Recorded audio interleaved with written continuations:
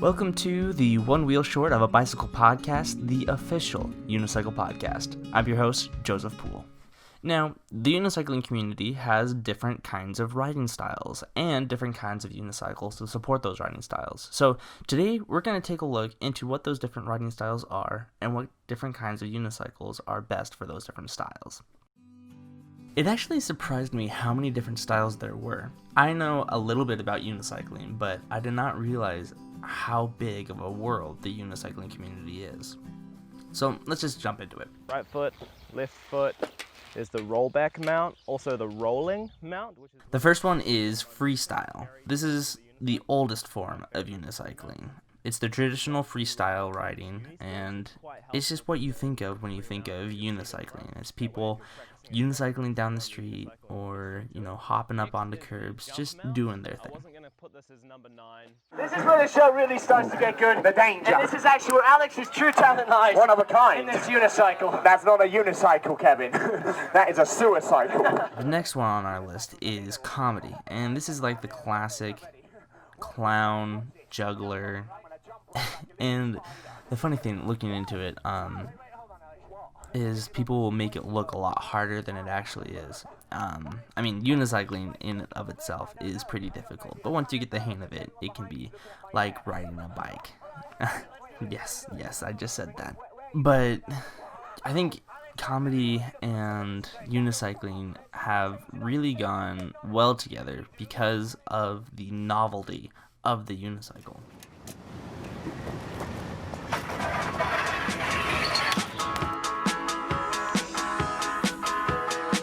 Moving on, we've got trials unicycling, and this is the unicycling parkour that you'll see on YouTube every once in a while, and it's really cool because it expands what you think a unicycle is capable of. Street unicycling is a lot like the trials unicycling, but it's more of an urban kind of trials unicycling, and so you'll have a lot more obstacles that are set up for BMX or for skateboarding. It's a little bit different of a flavor to it, and it's got its own followers.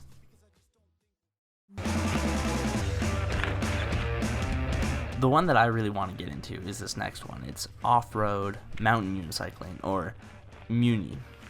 We started trail riding. It's once you get the hang of riding on the road, it gets monotonous. You get on the trail, and it's just so much more satisfying. Mountain unicycling is really interesting because it takes that idea of using the unicycle to do everything that a bicycle can do, as well as everything that a person can do while walking and then while biking, and combines the two together.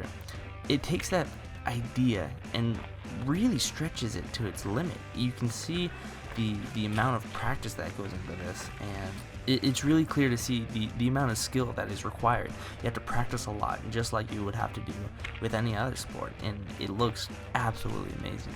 Just look up any video that has Chris Holm in it. It's just amazing. Now, let's see how you get on it, Wally. Okay. Give us a demonstration. Sure. Do you need to take a run at it? Then you have your touring unicycle or commuting unicycle, and this is what I imagine like a man in a business suit riding. These are the ones that have a bigger diameter of a wheel and you can go a little bit faster. It's meant to hit those higher speeds because you are going to be staying on the road a lot more. It's kind of the road bike of unicycles. And then getting into the different sports, there's not only unicycle basketball, which sounds like a lot of fun, but also unicycle hockey. And I wish I'd gotten into this more back when I lived in Portland, because there was a team of unicyclists that would play unicycle hockey and unicycle basketball, and it sounds just amazing.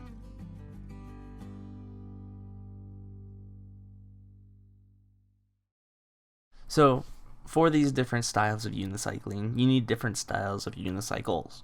So we have freestyle unicycles, and those are usually used for your flatland skills, freestyle routines, and if you have just something that you want to go around in, this is kind of your classic unicycle.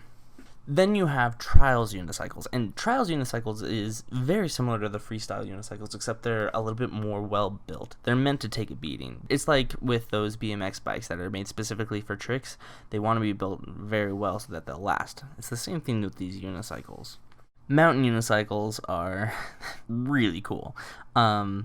They've got the mountain bike tire style on them, except they're a lot thicker because they can take over a lot more terrain that way. And they're just, they're so rugged. You can see how strong they are just by looking at them. A cool thing that I actually did not know about these is that a lot of them have handbrakes underneath the seat so that you can brake when you need to. And that is so cool. Then there's touring and commuter unicycles. These are the ones that usually have the bigger wheel. And some of these also will have a handbrake on the bottom of the seat, because if you're going at higher speeds, you're going to need a little bit more of a slowdown, and you can't just stop suddenly with that without experiencing some sort of whiplash. And then we get into some of the less common unicycles, but still you can see them around quite a bit. For example, the giraffe unicycle is a very popular chain-driven unicycle, which lets you get higher up.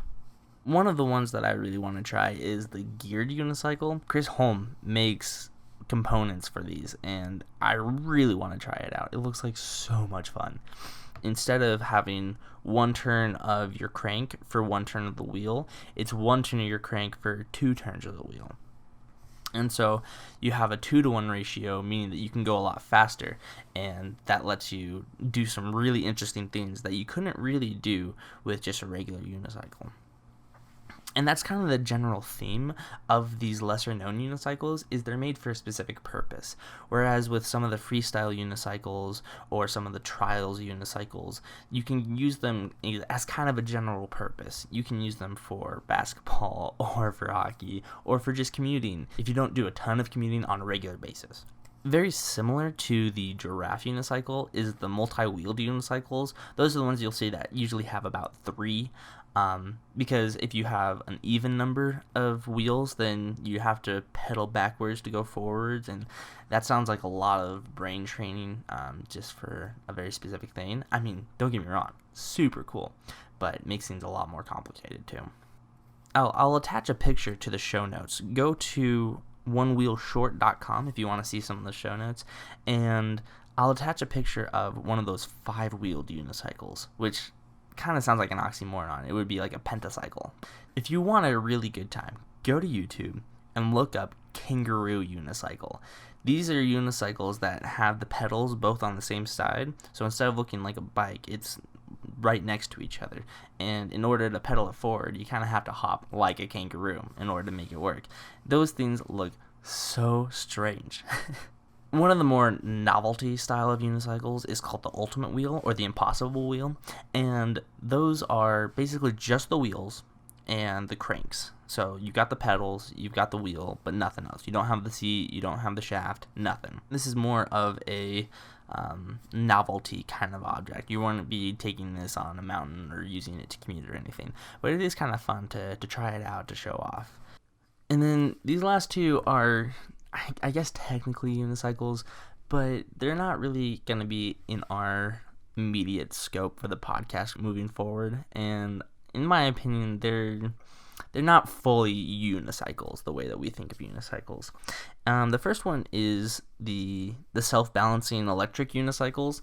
Those are super cool. Don't get me wrong. They are really cool. But you don't have as much control over them. You just lean forward to go. They're basically those hoverboards, but with one wheel. And so it's a novelty thing, but it's not really in the same family as the typical unicycles. The other one that is technically a unicycle, just by the very Latin definition, is called the monocycle. And this is where you get inside of the wheel. So the wheel is a lot bigger, and instead of having spokes, it has a frame on the outside, and you sit on the bottom of it. A lot of these are motorized, and again, this is very, very cool to look at, but not exactly the same kind of style. You're not going to take this on the mountain. You're not going to take this to work. You're not going to be doing huge tricks on these. Actually, I guess you could do some cool tricks on them, but not the typical unicycle tricks. And the really cool thing that I think all ties this together is that there is no one way to unicycle. You could do some regular tricks with a mountain unicycle. You could do some freestyle tricks with a mountain unicycle.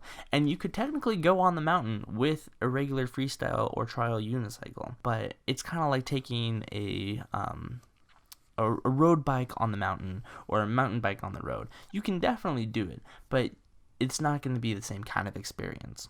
And that's kind of the cool thing about unicycles is when you're first starting out, you can really get away with just one regular freestyle unicycle.